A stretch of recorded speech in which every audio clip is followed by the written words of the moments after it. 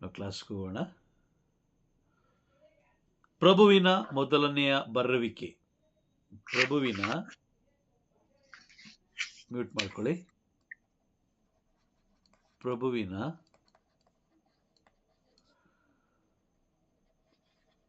ಮೊದಲನೇ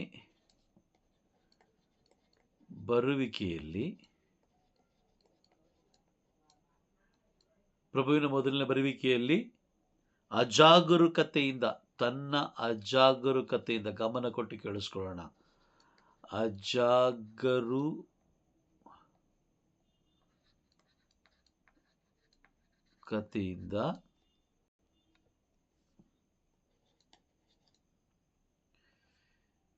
ದೇವರ ಆಶೀರ್ವಾದವನ್ನ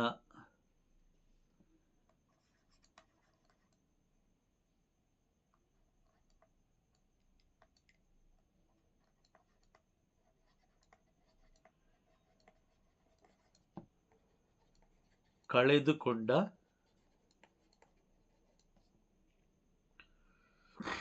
ವ್ಯಕ್ತಿಗಳು.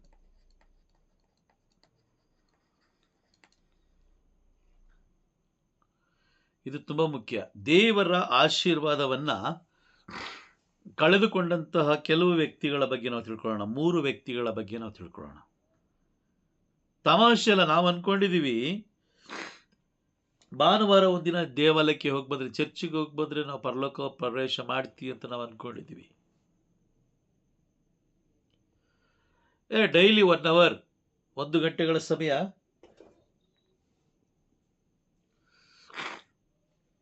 ಕೀರ್ತನೆ 91 ಓದಿದ್ರೆ ದೇವರ ರಾಜ್ಯ ಪ್ರವೇಶ ಮಾಡ್ಬೋದು ಅಂತ ನಾವು ತಿಳ್ಕೊಂಡಿದ್ದೀವಿ. ಅಥವಾ ಗಂಟೆಗಟ್ಟಲೆ ಕುಳಿತುಕೊಂಡು ಲೋಕದ ಪ್ರಾರ್ಥನೆ ಮಾಡೋದ್ರಿಂದ, ಲೌಕಿಕ ಪ್ರಾರ್ಥನೆ ಮಾಡೋದ್ರಿಂದ ನಾವು ದೇವರ ರಾಜ್ಯ ಪ್ರವೇಶ ಮಾಡ್ತೀವಿ ಅಂತ ನಾವು ತಿಳ್ಕೊಂಡಿದ್ದೀವಿ ಅಷ್ಟೇನೆ. Praise the lord. ನಾವು ಏನು ತಿಳ್ಕೊಂಡಿದ್ದೀವೋ ಅದಕ್ಕಿಂತ ಹೆಚ್ಚಿನ ಒಂದು ಹೋರಾಟ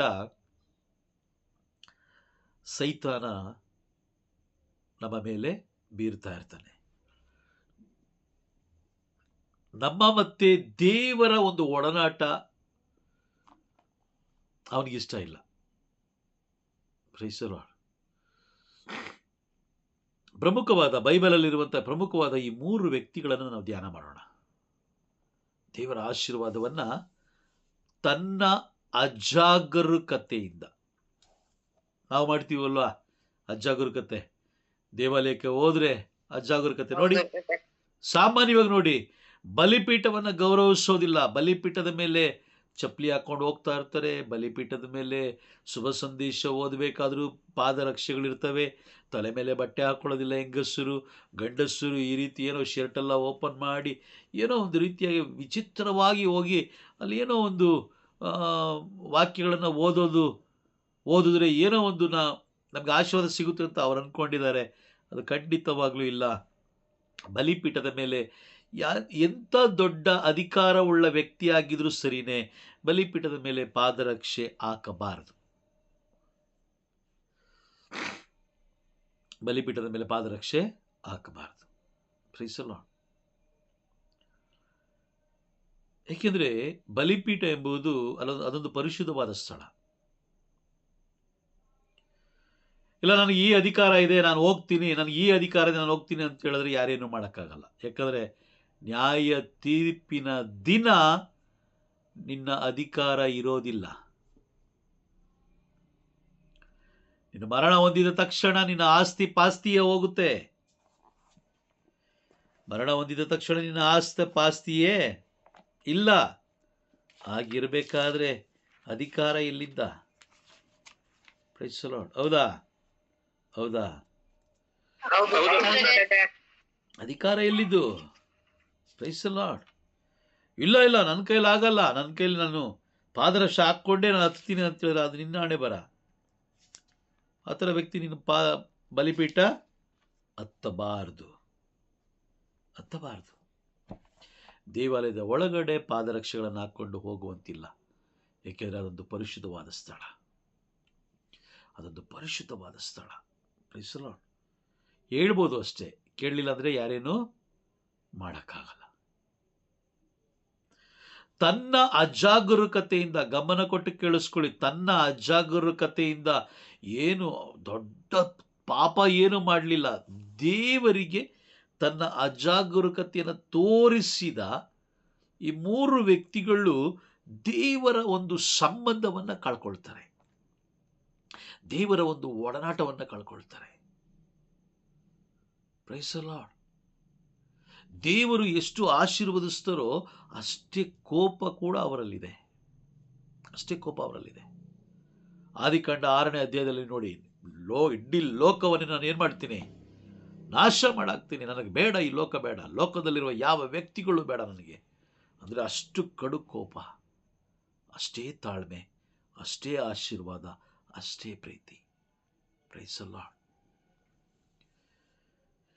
ತನ್ನ ಅಜಾಗರೂಕತೆಯಿಂದ ಇರ್ಬೋದು, ಅಥವಾ ತನ್ನ ಗರ್ವದಿಂದ ಇರ್ಬೋದು, ಅಥವಾ ತನ್ನ ದುರಾಂಕಾರದಿಂದ ಇರ್ಬೋದು, ಅಥವಾ ಅತಿ ಆಲೋಚನೆಯಿಂದ ಇರ್ಬೋದು, ದೇವರ ಸತ್ಸಂಬಂಧವನ್ನು ಅಂದರೆ ದೇವರ ಆಶೀರ್ವಾದವನ್ನು ಕಳೆದುಕೊಂಡಂಥ ಈ 3 ವ್ಯಕ್ತಿಗಳ ಬಗ್ಗೆ ನಾವು ಧ್ಯಾನ ಮಾಡೋಣ. ಕಾರಣ ಏನು ಅಂತ ಹೇಳಿದ್ರೆ, ನಾವು ಯಾವ ರೀತಿ ಜೀವಿಸ್ತಾ ಇದ್ದೀವಿ ಅದು ತುಂಬ ಮುಖ್ಯ. ಕೆಲವು ಜನ ಹೇಳ್ತಾರೆ, ಇಲ್ಲ ಬ್ರದರ್, ಬಲಿಪೀಠದ ಮೇಲೆ ಅವರು ಹೋಗ್ತಾ ಇದ್ದಾರೆ, ಇವರು ಹೋಗ್ತಾ ಇದ್ದಾರೆ, ಅವರು ಮಾಡ್ತಾ ಇದ್ದಾರೆ, ನಾವು ಮಾಡೋದ್ರಲ್ಲಿ ತಪ್ಪೇನಿದೆ. ಆದರೆ ಅವ್ರಿಗೂ ನ್ಯಾಯ ತೀರ್ಪಿದೆ, ನಿಮಗೂ ನ್ಯಾಯ ತೀರ್ಪಿದೆ. ಈ ಲೋಕದಲ್ಲಿ ಅವ್ರು ಯಾವುದೇ ಅಧಿಕಾರದಲ್ಲಿರಲಿ, ಒಂದು ತಿಳ್ಕೊಳ್ಳಿ, ಅಧಿಕಾರ ಕೊಟ್ಟಿರೋದು, ದೇವರು ಅಧಿಕಾರ ಕೊಟ್ಟಿರೋದು ದರ್ಪ ತೋರಿಸ್ಲಿಕ್ಕೆ ಅಲ್ಲ, ಸೇವೆ ಮಾಡಲಿಕ್ಕೆ. ಯೇಸು ಸ್ವಾಮಿ ಶಿಷ್ಯರ ಕಾಲುಗಳನ್ನು ತೊಳೆದ್ರು. ಕಾರಣ, ನಾನು ಅಧಿಕಾರ ಮಾಡಲಿಕ್ಕೆ ಬರಲಿಲ್ಲ, ನಾನು ಸೇವೆ ಮಾಡಲಿಕ್ಕೆ ಬಂದಿರೋದಂತ. Price the lord. ಲೋಕದ ಅಧಿಕಾರ ಸೈತಾನನದು, ದೇವರದಲ್ಲ. ಲೋಕದಲ್ಲಿ ಅಧಿಕಾರ ಮಾಡುವಂಥ ವ್ಯಕ್ತಿಗಳು ಸೈತಾನನ ಕಡೆಯವರು, ಲೋಕದಲ್ಲಿ ಸೇವೆ ಮಾಡುವಂಥವರು ಪ್ರಭು ಯೇಸು ಕ್ರಿಸ್ತರ ಕಡೆಯವರು. Praise the lord. ಕೇಳಿಸ್ತಾ ಇದೆಯಾ ನಾನು ಮಾತಾಡ್ತಾ ಇರೋದು? ಓಕೆ. ಮೊದಲನೇದಾಗಿ ಆದಾಮ. ಮೊದಲನೇದಾಗಿ ಯಾರು? ಆದಾಮ. ಆದಾಮನನ್ನ ದೇವರು ಬಹಳ ಪ್ರೀತಿ ಮಾಡಿ ಉಂಟು ಮಾಡಿದ್ರು. ಆದರೆ ಆತ ದೇವರ ಸಂಬಂಧವನ್ನೇ ಕಳ್ಕೊಂಡ್ರು. ಅದಕ್ಕೆ ಕಾರಣಕರ್ತರು ಯಾರು ಗೊತ್ತಾ? ಯಾರಾದ್ರೂ ಕಾರಣಕರ್ತರು ಇರ್ಬೇಕಲ್ವಾ? Praise the lord. ಹೆಂಡತಿಯಾದ ಅವ್ವ. ಯಾರು? ಹೆಂಡತಿಯಾದ ಅವ್ವ, ಹೆಂಡತಿಯಾದ ಹವ್ವಳು. ದೇವರು ಆದಾಮನಿಗೆ ಹೇಳಿದ್ರಾ ಈ ಮರದ ಹಣ್ಣನ್ನು ನೀ ತಿನ್ನಬಾರ್ದು? ಹೆಂಡತಿ ತಂದು ಕೊಟ್ಲು. ಈತನಿಗೆಲ್ಲೋಗಿತ್ತು ಬುದ್ಧಿ? ಆದಾಮನಿಗೆಲ್ಲೋಗಿತ್ತು ಬುದ್ಧಿ? ನನಗೆ ದೇವ್ರು ಹೇಳಿದ್ದಾರೆ, ನನಗೆ ಬೇಡಮ್ಮ ಹೇಳ್ಬೋದಾಗಿತ್ತಲ್ಲ. ನನಗೆ ದೇವ್ರು ಹೇಳಿದ್ದಾರೆ, ನಾನು ತಿನ್ನಲ್ಲ ಹೇಳ್ಬೋದಾಗಿತ್ತು. ಇಲ್ಲಿ ದೇವರು ಮುಖ್ಯವಾದ್ರ ಅಥವಾ ಹೆಂಡತಿ ಮುಖ್ಯವಾದ್ಲ? ಇದು ತುಂಬಾ ಮುಖ್ಯ. ಆದಾಮ ಹೆಂಡತಿಗೆ ಮಹತ್ವ ಕೊಟ್ಟ ಕಾರಣ ಇಲ್ಲಿ ದೇವರ ಒಂದು ಸಂಬಂಧವನ್ನ ಅಥವಾ ದೇವರ ಮಾತನ್ನ ಇವನು ಮೀರ್ತಾನೆ. ದೇವರ ಮಾತನ್ನು ಆದಾಮ ಮೀರ್ಲಿಕ್ಕೆ ಕಾರಣ ದೇವರ ಮಾತನ್ನು ಮೀರಲು ಪ್ರೈಸ್ ದಿ ಲಾರ್ಡ್, ಮೀರಲು ಕಾರಣ ಹೆಂಡತಿ ಮೇಲಿನ ಪ್ರೀತಿ. Price the lord. ಕಾರಣ ಏನು? ಹೆಂಡತಿ ಮೇಲಿನ ಪ್ರೀತಿ. ಹೆಂಡತಿಯ ಪ್ರೀತಿ. ನಾವು ಹೇಳ್ತೀವಲ್ವಾ, ಸಿಸ್ಟರ್ ಪ್ರೇಯರ್ಗೆ ಬನ್ನಿ. ಅಯ್ಯೋ ಇಲ್ಲ ಬ್ರದರ್, ಆ ಟೈಮ್ಗೆ ಮಗು ಬರುತ್ತೆ, ಆ ಟೈಮ್ಗೆ ಟ್ಯೂಷನ್ಗೆ ಹೋಗುತ್ತೆ, ಆ ಟೈಮ್ಗೆ ನಮ್ಮ ಯಜಮಾನರು ಬರ್ತಾರೆ, ಆ ಟೈಮ್ಗೆ ನಮಗೆ ಮನೇಲಿ ಸೀರಿಯಲ್ ಓಡ್ತಾ ಇರುತ್ತೆ. ಅಯ್ಯೋ ಬೆಳಗ್ಗೆಯಿಂದ ಕಷ್ಟಪಟ್ಕೊಂಡು ಬರ್ತೀನಿ ಬ್ರದರ್, ಏನೋ ಒಂದೇ ಒಂದು ಸೀರಿಯಲ್ ನೋಡ್ಕೊಳ್ತೀನಿ. Praise the lord. ಹೌದಾ? ದೇವರಿಗಿಂತ ಬೇರೆ ವಿಷಯಗಳಿಗೆ ನೀವೇನಾದರೂ ಪ್ರಾಮುಖ್ಯತೆ ಕೊಟ್ಟಿದ್ದೇ ಆದರೆ ಪ್ರೈಸ್ ದಿ ಲಾರ್ಡ್, ದೇವರಿಂದ ನಾವು ಬೇರ್ಪಡಬೇಕಾಗುತ್ತೆ ಅಲ್ವಾ? ಹೌದಾ? ಆದಿಕಾಂಡ 3ನೇ ಅಧ್ಯಾಯ ವಾಕ್ಯ 17 ಓದೋಣ. ಆದಿಕಾಂಡ 3ನೇ ಅಧ್ಯಾಯ ವಾಕ್ಯ 17. Praise the lord. ಅನಂತರ ಆದಾಮನಿಗೆ ತಿನ್ನಬಾರದೆಂದು ನಾ ವಿಧಿಸಿದ ಮರದ ಹಣ್ಣನ್ನು ತಿಂದೆ ನೀನು, ಕೇಳಿ ನಿನ್ನ ಮಡದಿಯ ಮಾತನ್ನು, ಇದ ಕಾರಣ ಹಾಕಿರುವೆನು ಶಾಪ ಹೊಲ ನೆಲಕ್ಕೆ, ದುಡಿವೆ ನೀನು ಜೀವಮಾನವಿಡಿ ಅದರ ಕೃಷಿಗೆ. ಇಲ್ಲಿ ದೇವರು ಹೇಳ್ತಾರೆ, ತಿನ್ನಬಾರದೆಂದು ನಾನು ವಿಧಿಸಿದ ಮರದ ಹಣ್ಣನ್ನು ತಿಂದೆ ನೀನು. ಯಾರ ಮಾತು ಕೇಳಿ? ಕೇಳಿ ನಿನ್ನ ಮಡದಿಯ ಮಾತನ್ನು. ಕೇಳಿ ನಿನ್ನ ಮಡದಿಯ ಮಾತನ್ನು. ಕೇಳಿ ನಿನ್ನ ಮಡದಿಯ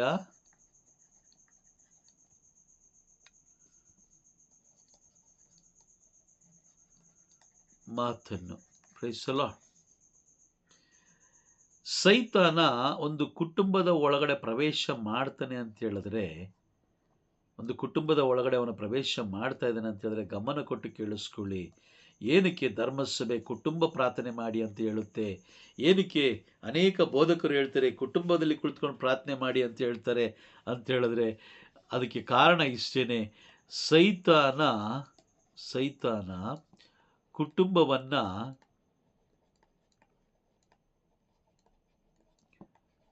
ನಾಶಪಡಿಸಲು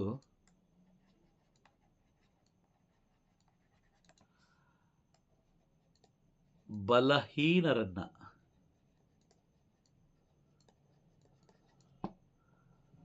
ಬಳಸಿಕೊಳ್ತಾನೆ.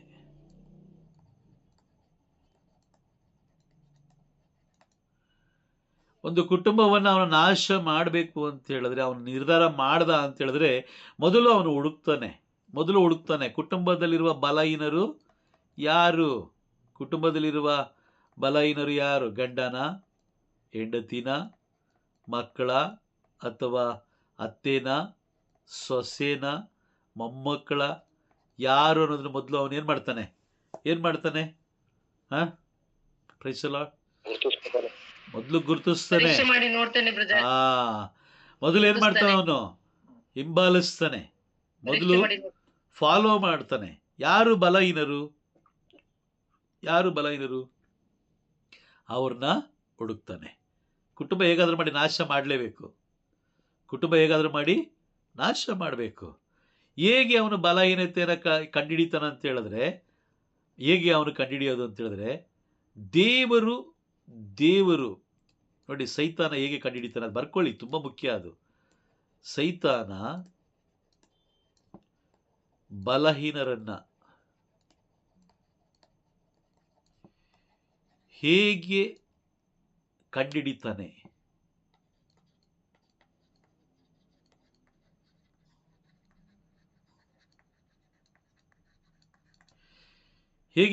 ಅಂದ್ರೆ ಅದಕ್ಕೆ ಉತ್ತರ, ಆನ್ಸರ್ ಏನ್ ಗೊತ್ತಾ?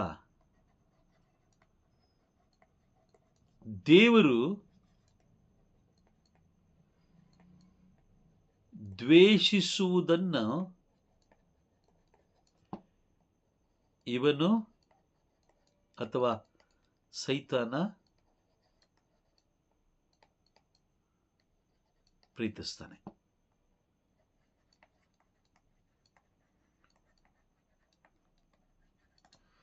ಅರ್ಥ ಆಯ್ತಾ? ಕುಟುಂಬದಲ್ಲಿ 4 ಜನ ಇದ್ದಾರೆ ಅಂತ ತಿಳ್ಕೊಳ್ಳೋಣ. ಗಂಡ, ಹೆಂಡತಿ, 2 ಮಕ್ಕಳು. ಈ 4 ಜನರಲ್ಲಿ ಬಲಹೀನರಾಗಿ ಯಾರು ಬಲಹೀನರು ಅನ್ನೋದನ್ನ ಅವನು ಯಾವ ರೀತಿ ಕಂಡುಹಿಡಿತಾನೆ ಅಂತ ಹೇಳಿದ್ರೆ, ದೇವರು ದ್ವೇಷಿಸುವ ಗುಣಗಳನ್ನ ಸೈತಾನ ಪ್ರೀತಿಸ್ತಾನೆ. ದೇವರು ದ್ವೇಷಿಸುವ ಗುಣಗಳು ಅಥವಾ ಸ್ವಭಾವ.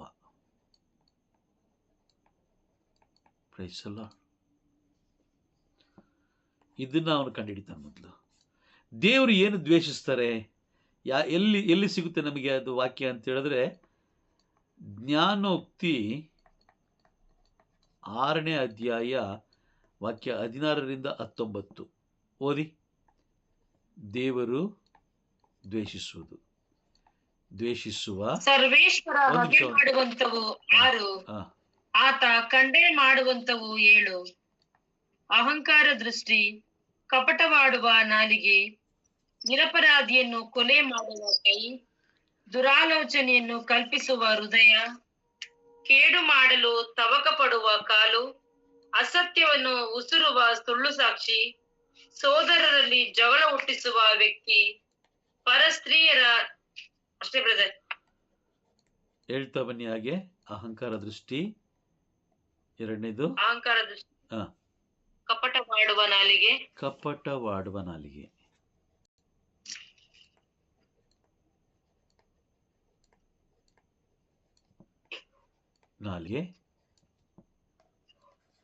ನಿರಪರಾಧಿಯನ್ನು ಕೊಲೆ ಮಾಡುವ ಕೈ,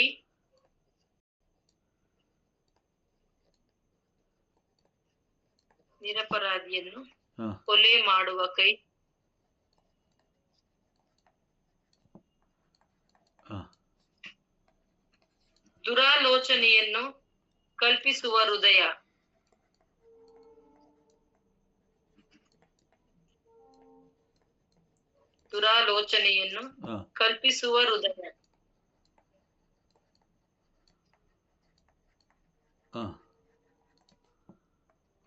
ಕೇಡು ಮಾಡಲು ತವಕ ಪಡುವ ಕಾಲು,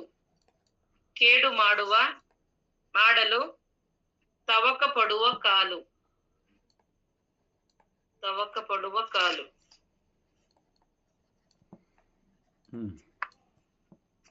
ಅಸತ್ಯವನ್ನು ಉಸುರುವ ಸುಳ್ಳು ಸಾಕ್ಷಿ,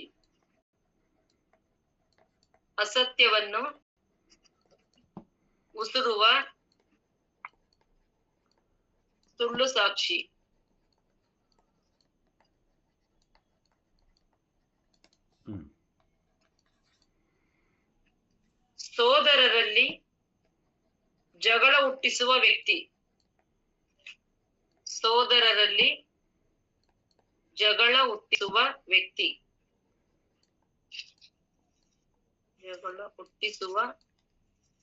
ವ್ಯಕ್ತಿ,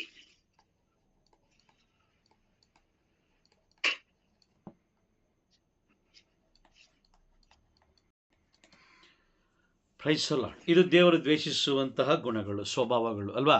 ಮನುಷ್ಯರಲ್ಲಿ ಇರುವಂತಹ ಈ ಸ್ವಭಾವಗಳನ್ನು ದೇವರು ದ್ವೇಷಿಸ್ತಾರೆ. ಆದರೆ ಸೈತಾನ ಏನ್ ಮಾಡ್ತಾನೆ? ಪ್ರೀತಿಸ್ತಾನೆ. ಈ ಗುಣಗಳನ್ನೆಲ್ಲ ಪ್ರೀತಿಸ್ತಾನೆ ಬ್ರದರ್. ಈ ಗುಣಗಳನ್ನ ಪ್ರೀತಿಸ್ತಾನೆ. Price the lord. ಆ ಒಂದು ಬಲಹೀನತೆ, ಈ ಸ್ವಭಾವಗಳನ್ನು ಹೊಂದಿರುವಂತ ವ್ಯಕ್ತಿಗಳ ಮುಖಾಂತರ ಅವನು ಎಲ್ಲಿಗೂ ಪ್ರವೇಶ ಮಾಡ್ತಾನೆ? ಎಲ್ಲಿ ಪ್ರವೇಶ ಮಾಡ್ತಾನೆ? ಒಂದು ಗಂಡ ಅಥವಾ ಹೆಂಡತಿ ಅಥವಾ ಮಕ್ಕಳು, ಮಗ ಅಥವಾ ಮಗಳು ಅಥವಾ ಮೊಮ್ಮಕ್ಕಳು, ಹಾಗೆ ಅದರ ಮುಖಾಂತರ ಅವನೇನ್ ಮಾಡ್ತಾನೆ? ಅವರ ಮುಖಾಂತರ ಕುಟುಂಬ ಪ್ರವೇಶ ಮಾಡ್ತಾನೆ. ಕುಟುಂಬವನ್ನ ಅವನೇನ್ ಮಾಡ್ತಾನೆ? ನಾಶ ಮಾಡಾಕ್ತಾನೆ. ಅರ್ಥ ಆಯ್ತಾ? Praise the lord. ಒಂದು ಕುಟುಂಬದಲ್ಲಿ ನೋವಿದೆ, ಒಂದು ಕುಟುಂಬದಲ್ಲಿ ಕಣ್ಣೀರಿದೆ, ಒಂದು ಕುಟುಂಬದಲ್ಲಿ ಶಾಂತಿ ಇಲ್ಲ, ಸಮಾಧಾನ ಇಲ್ಲ, ಮತ್ತೆ ದುಡಿತಾ ಇರೋದೆಲ್ಲ ನಾಶ ಆಗ್ತಾ ಇದೆ ಅಂತ ಹೇಳಿದ್ರೆ ಅಲ್ಲಿ ತಿಳ್ಕೊಳ್ಳಿ, ಅಲ್ಲಿ ದೇವರು ಕಾರ್ಯ ಮಾಡ್ತಾ ಇಲ್ಲ, ದೇವರ ಪ್ರಸನ್ನತೆ ಅಲ್ಲಿ ಇಲ್ಲ, ದೇವರ ಆತ್ಮ ಆ ಕುಟುಂಬದಲ್ಲಿಲ್ಲ. ಬದಲಾಗಿ ಎಲ್ಲಿದೆ? ಯಾವುದಿದೆ? ಸೈತಾನನ ಆತ್ಮ ಅಲ್ಲಿ ಕಾರ್ಯ ಮಾಡ್ತಾ ಇದೆ. Praise the lord. ನೋಡಿ, ಈ ಸ್ವಭಾವಗಳು, ಈ ಗುಣಗಳನ್ನು ಹೊಂದಿರುವಂತ ವ್ಯಕ್ತಿಗಳು ಬೈಬಲ್ ಬಳಿಗೆ ಬರೋದಿಲ್ಲ.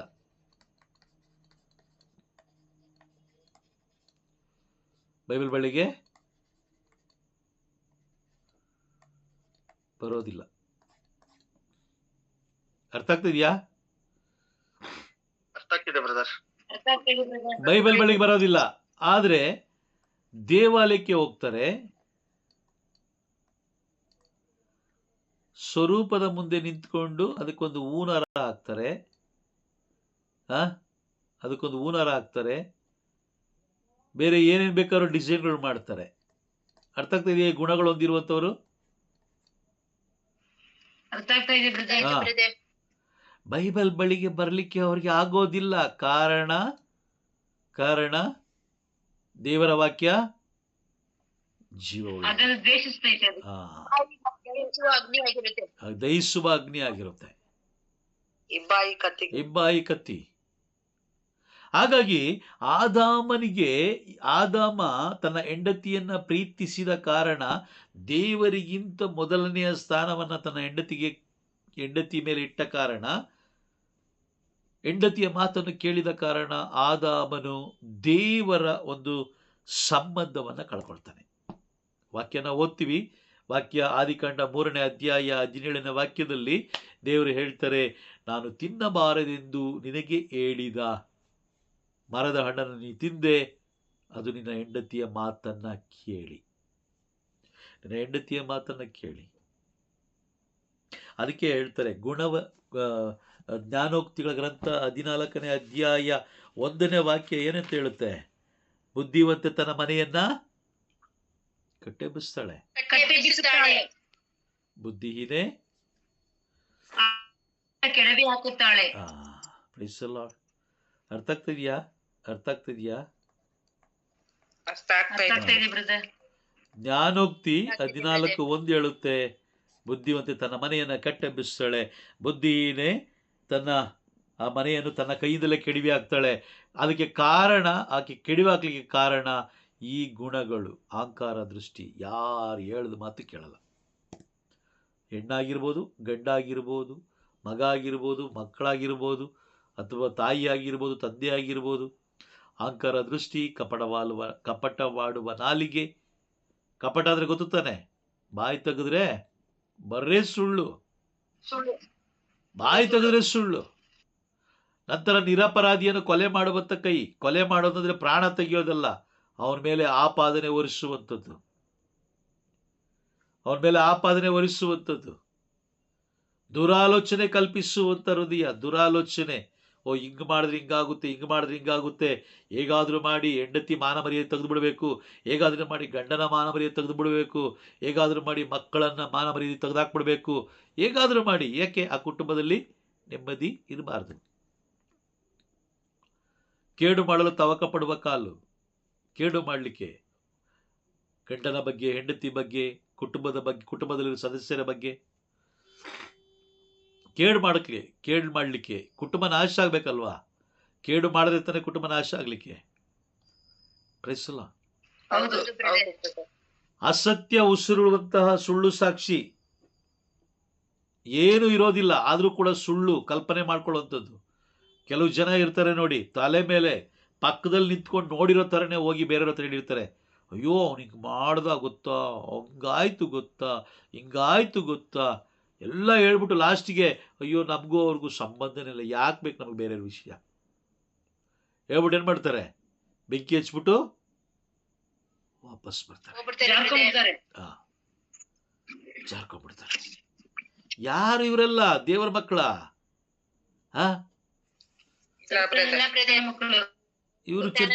ಇವರು ಚರ್ಚಿಗೆ ಬರ್ತಾರೆ, ಪರಮಪ್ರಸಾದ ತಗೊಳ್ತಾರೆ, ಯಾಜಕರಿಂದ ಆಶೀರ್ವಾದ ಪಡ್ಕೊಳ್ತಾರೆ, ಪರಮಪ್ರಸಾದ ತಗೊಳ್ತಾರೆ. ಇವರು ಕ್ರೈಸ್ತರೇ. ನಾವು ಕ್ರೈಸ್ತರ ಬಗ್ಗೆ ಮಾತಾಡ್ತಾ ಇರೋದು, ಬೇರೆಯವ್ರ ಬಗ್ಗೆ ನಾವು ಮಾತಾಡ್ತಲ್ಲ.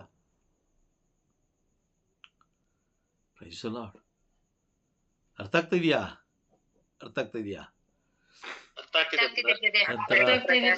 ನಂತರ 7ನೇದು ತುಂಬಾ ಮುಖ್ಯ. ಸೋದರರಲ್ಲಿ ಜಗಳ ಹುಟ್ಟಿಸುವಂತ ವ್ಯಕ್ತಿ.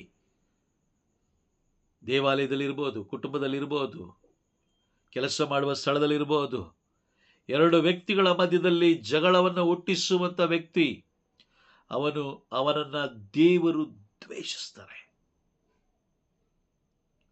ಈ ಒಂದು ಸ್ವಭಾವಗಳಿಂದ ತುಂಬಿರುವವರು ಇವರೆಲ್ಲ ಯಾರು?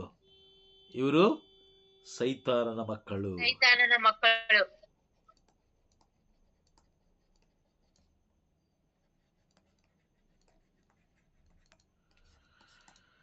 ಒಂದು ಕುಟುಂಬದಲ್ಲಿ ದೇವರು ಗಂಡ ಹೆಂಡತಿಯನ್ನ ಒಟ್ಟಾಗಿ ಸೇರಿಸೋದು ಕಾರಣ ಏನು ಗೊತ್ತಾ?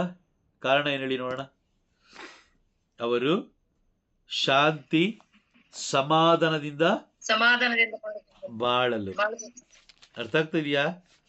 ಶಾಂತಿ ಸಮಾಧಾನದಿಂದ ಬಾಳಲು. ಇಲ್ಲ ಅಂತ ಹೇಳಿದ್ರೆ ಬಿಟ್ಟೋಗ್ಲಿ ಅಂತ ಹೇಳ್ತಾರೆ ಸಂತ ಪೌಲರು. ಈ ಸ್ವಭಾವಗಳನ್ನು ಹೊಂದಿರುವಂತ ಗಂಡ ಆಗ್ಲಿ ಅಥವಾ ಹೆಂಡತಿಯಾಗ್ಲಿ ಸಮಾಧಾನದಿಂದ ಇರ್ಲಿಕ್ಕೆ ಸಾಧ್ಯ ಇದೆಯಾ? ಇಲ್ಲ ಬ್ರದರ್, ಸಾಧ್ಯ ಇಲ್ಲ. ಈ ಗುಣಗಳು ಹೊಂದಿರೋರು ಸಮಾಧಾನದಿಂದ ಇರಕ್ಕೆ ಸಾಧ್ಯ ಇಲ್ಲ. ಒಂದಿದ್ರೂ ಸಮಾಧಾನವಾಗಿರಕ್ಕೆ ಸಾಧ್ಯ ಇಲ್ಲ. ನೋಡಿ, 1 ಕೊರಿಂಥಿ 7ನೇ ಅಧ್ಯಾಯ 15ನೇ ವಾಕ್ಯದಲ್ಲಿ ನಾವು ಓದ್ತೀವಿ, ಒಂದು ವೇಳೆ ವಿಶ್ವಾಸವಿಲ್ಲದ ಸತಿಯಾಗಲಿ ಪತಿಯಾಗಲಿ ಬೇರ್ಪಟ್ಟು ಹೋಗಬೇಕೆಂದಿದ್ದರೆ ಹೋಗಲಿ. ಇಂಥ ಸಂದರ್ಭಗಳಲ್ಲಿ ಕ್ರೈಸ್ತ ಸಹೋದರನು ಇಲ್ಲವೇ ಸಹೋದರಿ ವಿವಾಹ ಬಂಧನದಿಂದ ವಿಮುಕ್ತರಾಗುತ್ತಾರೆ, ಏಕೆಂದರೆ ದೇವರು ನಿಮ್ಮನ್ನು ಶಾಂತಿ ಸಮಾಧಾನದಿಂದ ಬಾಳಲು ಕರೆದಿದ್ದಾರೆ. ಅವ್ರು ಕರೆದಿರೋದೇ ಶಾಂತಿ ಸಮಾಧಾನದಿಂದ ಬಾಳಲು. ಯಾವ ಕುಟುಂಬದಲ್ಲಿ ಸಮಾಧಾನ ಇಲ್ಲ, ಯಾವ ಕುಟುಂಬದಲ್ಲಿ ಸಂತೋಷ ಇಲ್ಲ, ಯಾವ ಕುಟುಂಬದಲ್ಲಿ ದೇವರ ಪ್ರೀತಿ ಇಲ್ವೋ ಅಲ್ಲಿ ಸೈತಾನ ಕಾರ್ಯ ಮಾಡ್ತಾ ಇರ್ತಾನೆ.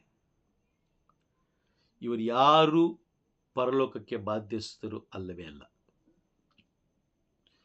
ಇವರು ಬದುಕಿರಬೇಕಾದ್ರೂ ಸಮಾಧಾನವಾಗಿರಲ್ಲ, ಬೇರೆಯವ್ರನ್ನು ಸಮಾಧಾನವಾಗಿರ್ಲಿಕ್ಕೆ ಬಿಡೋದಿಲ್ಲ.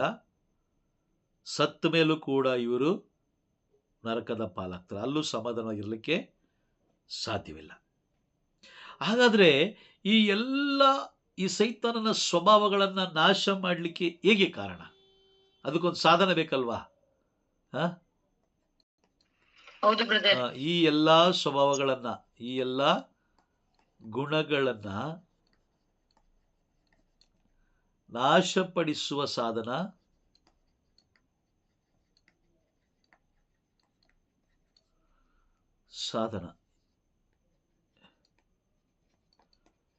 ಯಾವುದು? ಅದೇ ದೇವರ ಜೀವವುಳ್ಳ ವಾಕ್ಯ. ಆಮೆನ್. ದೇವರ ಜೀವವುಳ್ಳ ವಾಕ್ಯಗಳು, ಅದೇ ಬೈಬಲ್ ಅಲ್ವಾ? ಬೈಬಲ್. ಅರ್ಥ ಆಗ್ತಿದ್ಯಾ?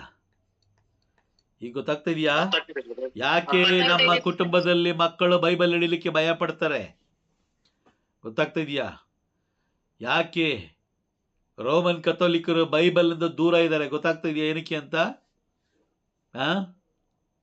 ಗೊತ್ತಾಗ್ತಾ ಇದೆ ಬ್ರದರ್. ಇವಾಗ ಯಾಕೆ ಬೈಬಲ್ ತಗೊಂಡು ದೇವಾಲಯಕ್ಕೆ ಹೋಗಲ್ಲ? ಯಾಕೆ ಕುಟುಂಬದಲ್ಲಿ ಪ್ರಾರ್ಥನೆ ಮಾಡಲ್ಲ? ಯಾಕೆ ಕುಟುಂಬದಲ್ಲಿ ಇವರು ದೇವರ ವಾಕ್ಯಗಳನ್ನು ಓದೋದಿಲ್ಲ? Price the lord. ಇದೆಲ್ಲ ಸೈತಾನನಿಗೆ ಪ್ಲಸ್ ಪಾಯಿಂಟ್ ಇದು. ಯಾಕಂದ್ರೆ ಅವನು ಕುಟುಂಬ ನಾಶ ಮಾಡಲಿಕ್ಕೆ ಯಾರಾದರೂ ಒಬ್ಬರ ಮುಖಾಂತರ ಬಡತನವನು, ಗಂಡ ಇರ್ಬೋದು, ಹೆಂಡತಿ ಇರ್ಬೋದು, ಮಕ್ಕಳಿರ್ಬೋದು, ಅತ್ತೆ ಇರ್ಬೋದು, ಸೊಸೆ ಇರ್ಬೋದು, ಅಥವಾ ಮಾಮ ಇರ್ಬೋದು, ತಂದೆ ತಾಯಿ ಇರ್ಬೋದು, ಅಣ್ಣ ತಮ್ಮ ಇರ್ಬೋದು, ಯಾರ ಮುಖಾಂತರ ಆದರೂ ಬರ್ತಾನೆ, ಆದರೆ ಕುಟುಂಬವನ್ನು ನಾಶ ಮಾಡ್ತಾನೆ. ನೋಡಿ, ಅವ್ವಳ ಮುಖಾಂತರ ಬಲಹೀನಳಾದ ಅವ್ವಳು, ಯಾಕೆಂದರೆ ಹೋಗಿದ ತಕ್ಷಣ ಅವ್ವಳನ್ನು ಅವನು ಏನು ಮಾಡಲಿಲ್ಲ, ಮರಳುಗೊಳಿಸಲಿಲ್ಲ. ಸುಮಾರು ಸಮಯ ಅವನು ತಗೊಳ್ತಾನೆ.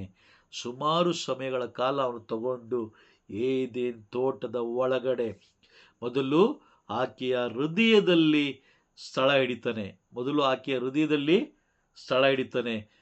ಸ್ಥಳ ಹಿಡಿದು ಆದಮೇಲೆ ಅವನು ಪ್ರವೇಶ ಮಾಡ್ತಾನೆ. Praise the lord. ಅವನು ಸೈತಾನ, ಇಲ್ಲಿ ನೋಡಿ, ಇದು ತುಂಬಾ ಮುಖ್ಯ. ಇದು ಸೈತಾನ ನಮ್ಮ ಹೃದಯದಲ್ಲಿ ಸ್ಥಳ ಹೊಂದಲು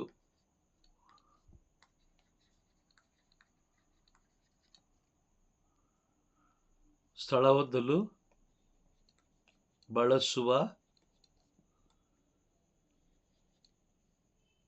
ಪ್ಲಾನ್ಸ್, ಅಂದರೆ ಯೋಜನೆಗಳು, ಅಥವಾ ಆಯುಧಗಳು ಯಾವುದು? ಆಯುಧಗಳು ಯಾವುದು? ಮೊದಲನೇದು ಆಸೆ. ಮೊದಲನೇದು ಆಸೆ.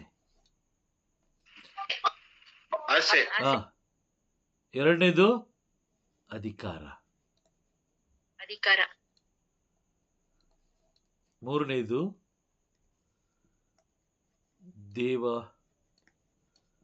ದೇವರ ವಾಕ್ಯದ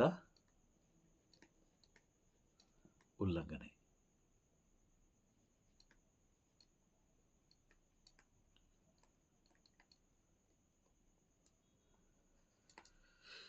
ಈ ಮೂರನ್ನ ಅವನು ಬಳಸ್ತಾನೆ, ಈ ಮೂರು ಆಯುಧಗಳನ್ನು ಬಳಸ್ತಾನೆ. ಹೌದಾ ಅಂತ ಹೇಳಿದ್ರೆ ನೋಡಿ, ಹವ್ವಳಿಗೂ ಅದೇ ಬಳಸ್ತಾ. ನೋಡಿ, ನೋಡ್ತಾ ಹೋಗೋಣ. ಹವ್ವಳಿಗೆ ಏನಂತ ಹೇಳ್ತಾನೆ? 3ನೇ ಅಧ್ಯಾಯಕ್ಕೆ ಹೋಗಿ, ಆದಿಕಾಂಡ 3ನೇ ಅಧ್ಯಾಯ. ಏನಂತ ಹೇಳ್ತಾನೆ? 4ನೇ ವಾಕ್ಯ ನೋಡಿ. ಈ ಮಾತು ನಿಜವಲ್ಲ. ಆ ಮಾತು ನಿಜವಲ್ಲ, ನೀವು ಸಾಯುವುದು ಸುಳ್ಳು. ಇದರ ಹಣ್ಣನ್ನು ತಿಂದ ಕೂಡಲೇ ನಿಮ್ಮ ಕಣ್ಣುಗಳು ತೆರೆಯುವುವು, ನೀವು ದೇವರಂತೆ ಆಗಿ ಒಳಿತು ಕೆಡುಕುಗಳನ್ನರಿತ ಜ್ಞಾನಿಗಳು ಆಗಿಬಿಡುವಿರಿ. ಇದು ದೇವರಿಗೆ ಚೆನ್ನಾಗಿ ಗೊತ್ತುಂಟು ಎಂದಿತು. ಆದಿಕಾಂಡ 3ನೇ ಅಧ್ಯಾಯ 4ನೇ ವಾಕ್ಯದಲ್ಲಿ ಎಲ್ಲ ನೆರವೇರಿತು. ಹೌದಾ? ಆಸೆನೂ ಬಂತು ಅಲ್ಲಿ, ಆಸೆನೂ ಹುಟ್ಟಿಸ್ದ. ನೀವು ದೇವರಂತೆ ದೇವರಾಗ್ಬಿಡ್ತೀರ ನೀವು ಅಲ್ವಾ? ಆಸೆ ಹುಟ್ಟಿಸ್ದ, ಅಧಿಕಾರವನ್ನು ಕೊಡ್ಲಿಕ್ಕೆ ಪ್ರಯತ್ನ ಪಟ್ಟ, ದೇವರ ವಾಕ್ಯದ ಉಲ್ಲಂಘನೆ ಮಾಡ್ಲಿಕ್ಕೂ ಏನ್ ಮಾಡ್ದ? ಹೌದಾ? ಅರ್ಥ ಆಗ್ತಾ ಇದೆಯಾ ನಿಮ್ಗೆ? ಅರ್ಥ ಆಗ್ತಾ ಇದೆಯಾ? Praise the lord. ಅರ್ಥ ಆಗ್ತಾ ಇದೆ ಅಲ್ವಾ? ಸರಿ, ಈಗ ಮತ್ತೆ ಬರೋಣ. ಲೂಕನು ಬರೆದ ಶುಭ ಸಂದೇಶಕ್ಕೆ ಬರೋಣ. ಲೂಕನು ಬರೆದ ಶುಭ ಸಂದೇಶ 4ನೇ ಅಧ್ಯಾಯ. ಲೂಕ ನೋಡಿ, ಇಲ್ಲಿ ಯಾರಿಗಿದ್ ಮಾಡ್ದ? ಹವ್ವಳು ಅಲ್ವಾ? ಹವ್ವಳು. ಇಲ್ಲಿ ಪ್ರಭು ಯೇಸು. ಇಲ್ಲಿ ಬರೆಯೋಣ. ಲೂಕ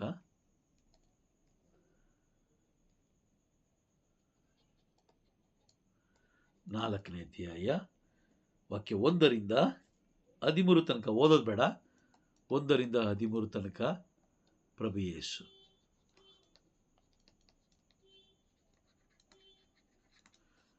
ಇಲ್ಲಿ ಮೊದಲನೇದಾಗಿ ಅವನು ಏನ್ ಮಾಡ್ದ? ನೋಡಿ, ವಾಕ್ಯ ಎಲ್ಲಿದೆ ಗೊತ್ತಾ?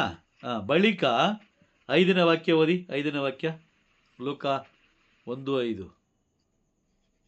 ಬಳಿಕ ಪಿಶಾಚಿ ಯೇಸುವನ್ನು ಎತ್ತರಕ್ಕೆ ಕರೆದೊಯ್ದು ಪ್ರಪಂಚದ ಎಲ್ಲಾ ರಾಜ್ಯಗಳನ್ನು ಕ್ಷಣ ಮಾತ್ರದಲ್ಲಿ ತೋರಿಸಿ, ಇವುಗಳ ಸರ್ವಾಧಿಕಾರವನ್ನು ವೈಭವವನ್ನು ನಿನಗೆ ಕೊಡುವೆನು. ಇವೆಲ್ಲ ನನ್ನ ಅಧೀನದಲ್ಲಿವೆ. ನನ್ನ ಇಷ್ಟ ಬಂದವರಿಗೆ ಇವನ್ನು ಕೊಡಬಲ್ಲೆ.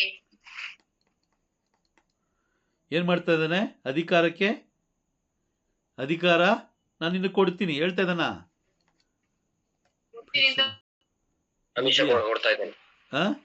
ಇಲ್ಲಿದ್ಯಾ? ಅವಳ ವಿಷಯದಲ್ಲಿ ಇದೆಯಾ? ಇಲ್ಲಿ ಇದೆ ಅಲ್ವಾ? ಓಕೆ, ಅದಾದ್ಮೇಲೆ 4ನೇ ವಾಕ್ಯ ನೋಡಿ. 4ನೇ ವಾಕ್ಯ.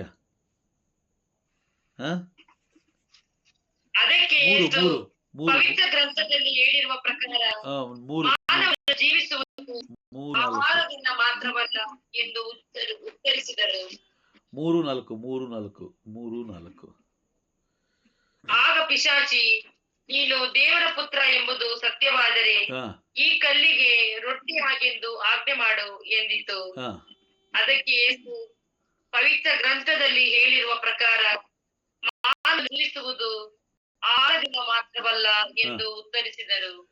ಓಕೆ, ಅದೇ ರೀತಿ 9ನೇ ವಾಕ್ಯ ಓದಿ. ಅನಂತರ ಪಿಶಾಚಿ ಯೇಸುವನ್ನು ಜೆರುಸಲೇಮಿಗೆ ಕರೆದೊಯ್ದು ಮಹಾ ದೇವಾಲಯದ ಗೋಪುರದ ತುತ್ತ ತುದಿಯ ಮೇಲೆ ನಿಲ್ಲಿಸಿ, ನೀನು ದೇವರ ಪುತ್ರನೆಂಬುದು ಸತ್ಯವಾದರೆ ಇಲ್ಲಿಂದ ಕೆಳಗೆ ಧುಮುಕು. ಹಾ 10. ಏಕೆಂದರೆ ಹಾ ಪವಿತ್ರ ಗ್ರಂಥದಲ್ಲಿ ಬರೆದಿರುವ ಪ್ರಕಾರ ನಿನ್ನನ್ನು ಕಾಪಾಡುವಂತೆ ದೇವರೇ ತಮ್ಮ ದೂತರಿಗೆ Praise ಇವರು God. ನಿನ್ನ ಕಾಲುಗಳು ಕಲ್ಲುಗಳಿಗೆ ತಾಗದಂತೆ ನಿನ್ನನ್ನು ತಮ್ಮ ಕೈಗಳಲ್ಲಿ ಆತುಕೊಳ್ಳುವರು ಎಂದಿತು. ಆತುಕೊಳ್ಳುವರೆಂದಿತ್ತು. ನೋಡಿ, ಇಲ್ಲಿ ದೇವರ ವಾಕ್ಯದ ಉಲ್ಲಂಘನೆ ಮಾಡಲಿಕ್ಕೆ ಪ್ರಚೋದಿಸ್ತಾ ಇದ್ದಾನಲ್ವಾ. Praise the lord. ಅವಳಿಗೂ ಅದೇ ಶೋಧನೆ, ಪ್ರಭು ಯೇಸು ಕ್ರಿಸ್ತರಿಗೂ ಅದೇ ಶೋಧನೆ, ನಮಗೂ ಕೂಡ ಅದೇ ಶೋಧನೆ, ಅದೇ ಶೋಧನೆಗಳೇ ಅಲ್ವಾ. Praise the lord. ಅರ್ಥ ಆಗ್ತಿದ್ಯಾ ನಿಮ್ಗೆ?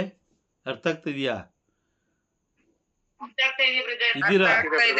ಇದ್ದೀರಾ? ಎಲ್ಲರೂ ಇದ್ದೀರಾ? ಎಲ್ಲರೂ ಇದ್ದೀರಾ? ಹಾ. Praise the Lord. ಸೈತಾನ ಏನ್ ಮಾಡ್ತಾನೆ? ನಮ್ಮ ಹೃದಯದಲ್ಲಿ ಸ್ಥಳ ಹೊಂದಲಿಕ್ಕೆ, ಸ್ಥಳ ಪಡ್ಕೊಳ್ಳಿಕ್ಕೆ ಆಸೆ, ಅಧಿಕಾರ, ದೇವರ ವಾಕ್ಯದ ಉಲ್ಲಂಘನೆ, ಈ 3 ಕಾರ್ಯಗಳನ್ನು ಅವನು ಮಾಡಿಸ್ತಾನೆ. ಆಸೆ, ಅಧಿಕಾರ, ದೇವರ ವಾಕ್ಯದ ಉಲ್ಲಂಘನೆ, ಇದು ತುಂಬ ಮುಖ್ಯ. ಆದಾಮನ ವಿಷಯದಲ್ಲೂ ಇದೇ ಆಗಿದ್ದು. ಆಸೆ ಬಂತು, ಅಧಿಕಾರ ಪಡ್ಕೊಳ್ಳಿಕ್ಕೆ ಅವನು ಬಯಸ್ದ, ದೇವರ ಮಾತನ್ನು ಮೀರುವಂತೆ ಮಾಡ್ದ. ಹಾಗಾಗಿ ಆ ಆದಾಮ ತನ್ನ ಅಜಾಗರೂಕತೆಯಿಂದ, ಹೌದಾ, ತನ್ನ ಅಜಾಗರೂಕತೆಯಿಂದ ಆತ ಏನ್ ಮಾಡ್ದ? ದೇವರ ಸತ್ಸಂಬಂಧವನ್ನ ಮೀರಿ ಸತ್ಸಂಬಂಧವನ್ನ ಕಳ್ಕೊಂಡ. ರಿಲೇಶನ್ಶಿಪ್ ಏನ್ ಮಾಡ್ದ? ಕಳ್ಕೊಂಡ. ಹೌದಾ? Praise the Lord. ನಾವು ಕೂಡ ಅದೇ ಮಾಡ್ತಾ ಇದ್ದೀವಿ. ಅದನ್ನ ಮುಂದಿನ ತರಗತಿಗಳಲ್ಲಿ ನಾವೇನ್ ಮಾಡೋಣ? ಧ್ಯಾನಿಸೋಣ. ಇನ್ನ 2 ವ್ಯಕ್ತಿಗಳ ಬಗ್ಗೆ ನಾಳೆ ನಾವು ತಿಳ್ಕೊಳ್ಳೋಣ. ಇವತ್ತಿನ ಕ್ಲಾಸ್ ಅರ್ಥ ಆಯ್ತಾ ನಿಮಗೆ? Praise the lord. ಹಾಗಾದ್ರೆ ಕ್ಲಾಸ್ ನಾವು ಮುಗಿಸೋಣವಾ? Praise the lord. Praise the lord.